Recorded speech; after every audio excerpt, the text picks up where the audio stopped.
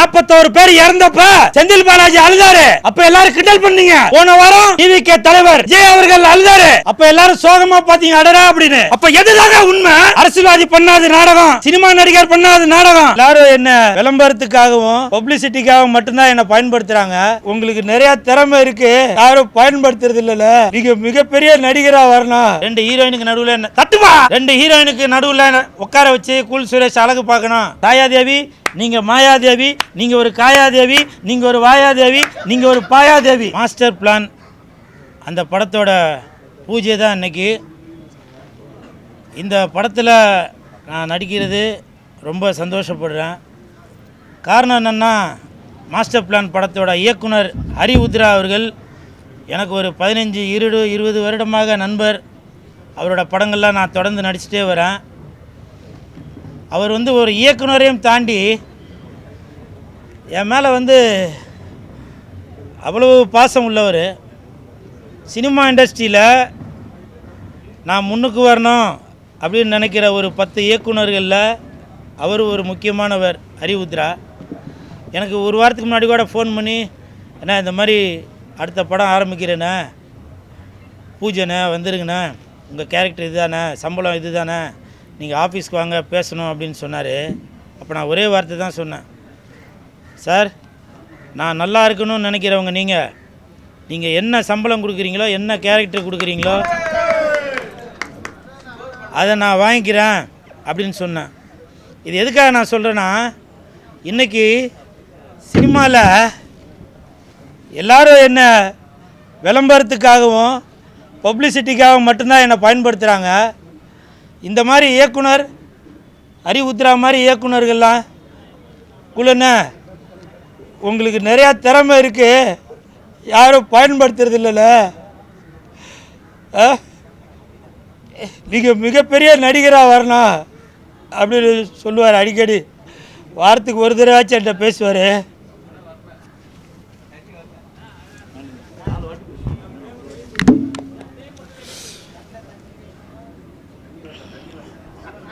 Sir நான் அழுகிறது வேணா உங்களுக்கு காமெடியாக தெரியலாம், இதுதான் சார் உலகம். இந்த மாஸ்டர் பிளான் படத்தோட இந்த பூஜையிலேருந்து சொல்கிறேன், இதான் உலகம். 41 பேர் இறந்தப்ப செந்தில் பாலாஜி அழுதாரு. அப்போ எல்லாரும் கிண்டல் பண்ணீங்க. போன வாரம் டிவிகே தலைவர் விஜய் அவர்கள் அழுதாரு. அப்போ எல்லாரும் சோகமா பார்த்தீங்க அடடா அப்படின்னு. அப்போ எதுதாங்க உண்மை? எதுதான் உண்மை? அரசியல்வாதி பண்ணாத நாடகம், சினிமா நடிகர் பண்ணாத நாடகம். இன்னைக்கு சோசியல் மீடியாவில் எல்லாமே நாடகம் தான், எல்லாமே நாடகம். சிரிச்சாக்க அது நாடகம், அழுதாக்க அது நாடகம். அப்போ எதுதான் உண்மை? சோசியல் மீடியா அந்த அளவுக்கு தரங்கட்டு போயிடுச்சு. யாருக்குன்னா ஒரு உதவின்னு கேட்டாக்க அது கிண்டல் பண்ணுற நிலைமையாகி போச்சு. அதனால் தயவு செஞ்சு அடுத்தவங்களோட வழியை புரிஞ்சுக்குங்க.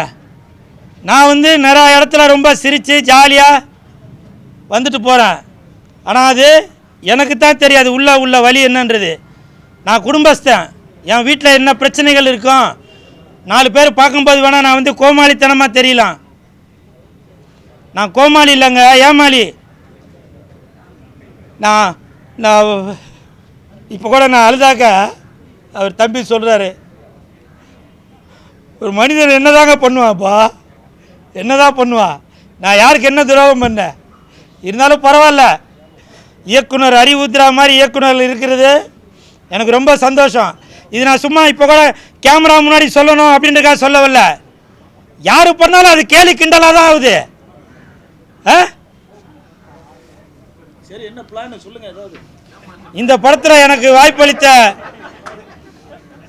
அப்புக்குட்டி, இப்போ வேணால் நீங்கள் நினைக்கலாம் உங்களை பற்றி நான் ஃபீல் பண்ணியிருக்கேன். ஒரு நேஷனல் அவார்டு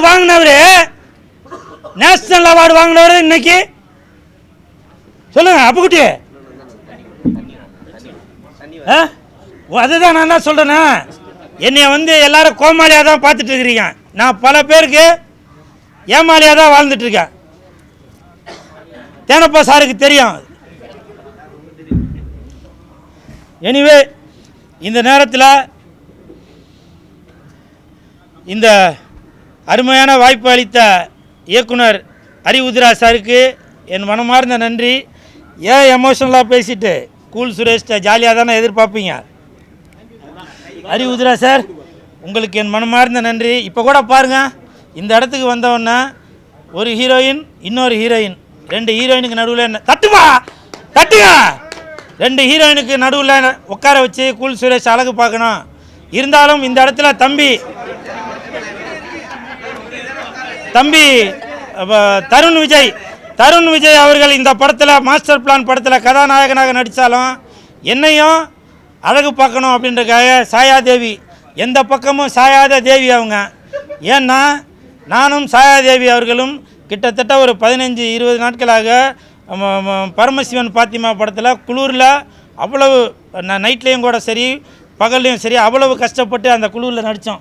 அவ்வளவு டெடிக்கேஷனான ஒரு ஆர்டிஸ்ட் அவங்க. சாயாதேவி, நீங்கள் மாயாதேவி, நீங்கள் ஒரு காயாதேவி, நீங்கள் ஒரு வாயாதேவி, நீங்கள் ஒரு பாயாதேவி, சூப்பராக வந்துகிட்டே இருப்பீங்க. அதே மாதிரி இவங்க சகோதரி திவ்யா வேணாம் திவ்யா அப்படின்னு அந்த தனுஷ் அந்த படத்தில் வந்து எப்படி பர்ஃபார்ம் பண்ணியிருப்பாரோ அதே மாதிரி கண்டிப்பாக தம்பி தருண் விஜய் அவர்களும் பர்ஃபார்ம் பண்ணுவார். அதே மாதிரி நீங்களும் ஈக்குவலாக பர்ஃபார்ம் பண்ணுவீங்கன்னு நான் நம்புகிறேன். தம்பி சென்ராயன் அந்த தம்பிக்கும் என் மனமார்ந்த நன்றி. நேஷ்னல் அவார்டு வாங்கிய அப்புக்குட்டி அவர்களுக்கு நன்றி. வேறு யார் இருக்குது? என் பேரை சொல்லாமல் விட்ட தேனப்பன் சாருக்கு என் மனமார்ந்த நன்றி. வாழ்த்த வந்திருந்த கதிரேசன் சார், 5 ஸ்டார் கதிரேசன் சாருக்கு நன்றி.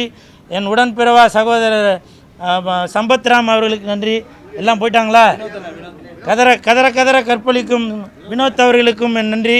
முக்கியமாக இன்றைக்கி இவ்வளோ ப்ரெஸ் மீடியாவை ஏற்பாடு பண்ணியிருக்கிற பிஆர்ஓ எய்ம் சதீஷ் அவர்களுக்கும் என் மனமார்ந்த நன்றியை தெரிவித்துக்கொண்டு நான் இன்றைக்கி வந்து எதுவும் கான்ட்ரவர்சியாக எதுவும் பேச விரும்பலைங்க. ஏன்னா இப்போ உங்களுக்கே தெரியும், இதை மாஸ்டர் பிளான்னு போட்டிருக்க. மாஸ்டர் பெரிய ஹிட்டு உங்களுக்கு தெரியும். அதே மாதிரி இந்த மாஸ்டர் பிளானும் மிகப்பெரிய ஹிட் ஆகும். விஜய் சார் மாஸ்டர்னு படம் பேர் வச்சதுனால இப்போ நான் சொல்கிறேன், இப்போ நீங்கள் ரொம்ப ஒரு இக்கட்டான சூழ்நிலையில் 4 பக்கமும் உங்களுக்கு எதிர்ப்புகள் வந்துட்டு தான் இருக்குது. நீங்கள் இருந்தாலும் எதை பற்றியும் கவலைப்படாதீங்க. நீங்கள் பாட்டுக்காக உங்கள் ரூட்டில் போயிட்டே இருங்க, சரிங்களா? அதே மாதிரி உங்களுடைய அந்த தொண்டர்களுக்கும் ரசிகர்களுக்கும் தயவு செஞ்சு கொஞ்சம் சொல்லி வைங்க. இது எதுக்காக இந்த மாஸ்டர் பிளான் படத்தில் இந்த இடத்துல சொல்ல வேண்டியிருக்குன்னா, அது ஒரு பிளான் பண்ணி சொல்ல வேண்டியிருக்குல்ல. ஏன்னா பெண்களை இழிவுபடுத்தி பேசுவது அது வந்து தமிழனுக்கு அழகே இல்லை.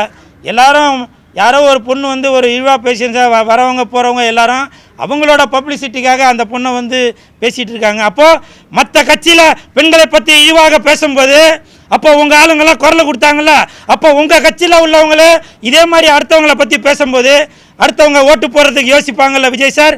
அதனால் தயவு செஞ்சு நீங்கள் ஒரு அறிக்கை ஒன்று கொடுங்க. யார் என்ன பேசினாலும் தயவு செய்து பெண்களை பற்றி இழிவாக பேசாதீங்க. ஏன்னா இது தமிழ்நாடு, இது தாய்நாடு, இது தமிழ் மொழி, இது தாய்மொழி. அதனால தான் சொல்கிறேன், உங்களுடைய கட்சியை சேர்ந்தவங்களை, ஏன்னா நான் வந்து உங்களுடைய மிகப்பெரிய ரசிகன், அதனால தான் சொல்கிறேன், இந்த மாஸ்டர் பிளான் படத்துலேருந்து இன்றைக்கி நான் இதை சொல்ல வேண்டிய கட்டாயம் இருக்குது.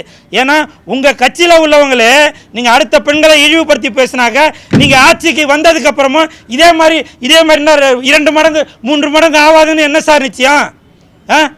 தயவு செஞ்சு நீங்கள் உங்கள் கட்சியில் உள்ளவங்களோ உங்கள் ரசிகர்களையோ இந்த மாதிரி அடுத்தவங்க யார் என்ன சொன்னாலும் சரி, நம்ம டிவிகே கட்சியில் என்ன நம்ம வந்து மக்களுக்கு செய்ய போகிறோம் அப்படின்றத மட்டும் தயவு செஞ்சு எல்லாரையும் சொல்லுங்கள். அதை விட்டுட்டு வரவங்க போகிறவங்க இல்லாமல் என்னம்மா நீ அதை சொன்னியாமல் என்னம்மா நான் இதை சொன்னியானாக்கா எல்லாருக்கும் தான் பேச தெரியும், யாருக்கு தான் பேச தெரியாது. அதனால் இது வந்து பட்டிமன்றம் இல்லை. நீங்கள் பெரிய ஆளா நாங்கள் பெரிய ஆளுங்க.